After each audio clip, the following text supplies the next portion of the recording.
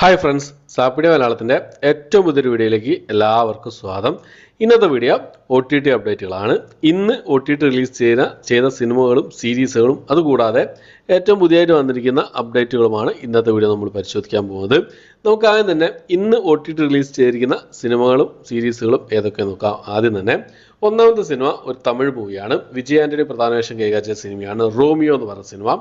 Amazon prime, ആഹാ തമിഴ് എന്നീ OTT platform വഴി ഒരു സിനിമ തമിഴ് ഭാഷയിൽ ഇപ്പോൾ മുതൽ അവൈലബിൾ ആണ്.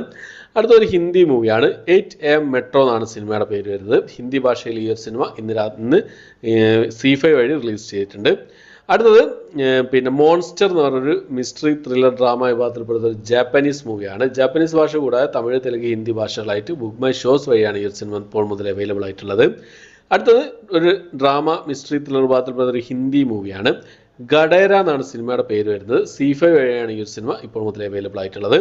അടുത്തൊരു സീരീസാണ്, ഒരു ക്രൈം ഡ്രാമ വിഭാഗത്തിൽപ്പെടുന്ന ഒരു സീരീസാണ്. മർഡർ ഇൻ മഹിം എന്നാണ് സീരീസിൻ്റെ പേര് വരുന്നത്. ഹിന്ദി ഭാഷ കൂടാതെ തമിഴ്, തെലുങ്ക്, മറാഠി ഭാഷകളായിട്ട് ജിയോ സിനിമ വഴിയാണ് ഈ ഒരു സീരീസ് റിലീസ് ചെയ്തിട്ടുള്ളത്. അടുത്തത് ഒരു തെലുങ്ക് ഡ്രാമ ത്രില്ലർ വിഭാഗത്തിൽപ്പെടുന്ന സിനിമയാണ്. സിറ്റ് എന്നാണ് സിനിമയുടെ പേര് വരുന്നത്. സിറ്റ് എന്ന സ്പെഷ്യൽ ഇൻവെസ്റ്റിഗേഷൻ ടീം. അപ്പോൾ ഈ ഒരു സിനിമ C5 വഴിയാണ് ഇപ്പോൾ മുതൽ റിലീസ് ചെയ്തിട്ടുള്ളത്. അടുത്തൊരു സീരീസാണ്, ഒരു ഇംഗ്ലീഷ് സീരീസാണ്.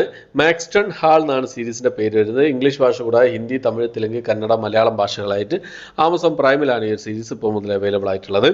അടുത്തൊരു ഒരു ആക്ഷൻ ത്രില്ലർ വിഭാഗത്തിൽപ്പെടുത്ത ഒരു കന്നഡ മൂവിയാണ്. മിസ്റ്റർ നട്വർലാൽ എന്നാണ് സിനിമയുടെ പേര് വരുന്നത്. ആമസോൺ പ്രൈം വഴിയാണ് ഈ ഒരു സിനിമ കന്നഡ ഭാഷയിൽ മാത്രമായിട്ട് റിലീസ് ചെയ്തിട്ടുള്ളത്. അടുത്തൊരു ആക്ഷൻ അഡ്വഞ്ചർ ത്രില്ലർ വിഭാഗത്തിൽപ്പെടുന്ന ഒരു ഹിന്ദി മൂവിയാണ്. യോദ്ധ എന്നാണ് സിനിമയുടെ പേര് വരുന്നത്. ഈ സിനിമ ഇതിന് മുമ്പേ തന്നെ ആമസോൺ പ്രൈമിൽ വന്നിരുന്നു, റെന്റ് ഓപ്ഷനിലായിരുന്നു വന്നിരുന്നത്.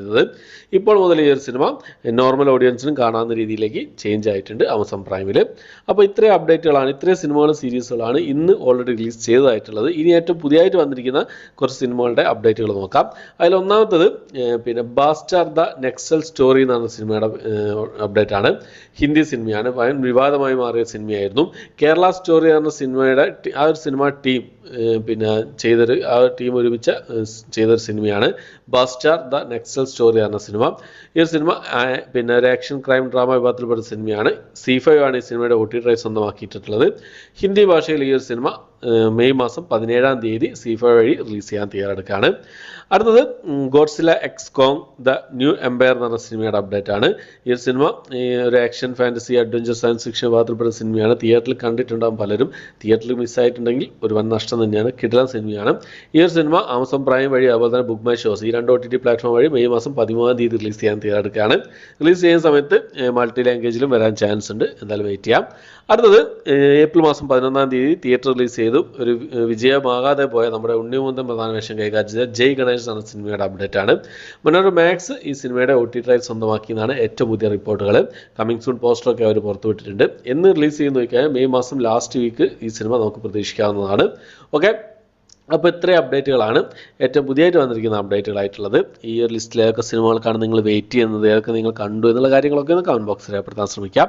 വീഡിയോ ഇഷ്ടപ്പെട്ടെങ്കിൽ ലൈക്ക് ചെയ്യാനും ഷെയർ ചെയ്യാനും സബ്സ്ക്രൈബ് ചെയ്യാനും മറക്കാതിരിക്കുക. പുതിയൊരു വീഡിയോ ആയിട്ട് വരുന്നവരേക്കും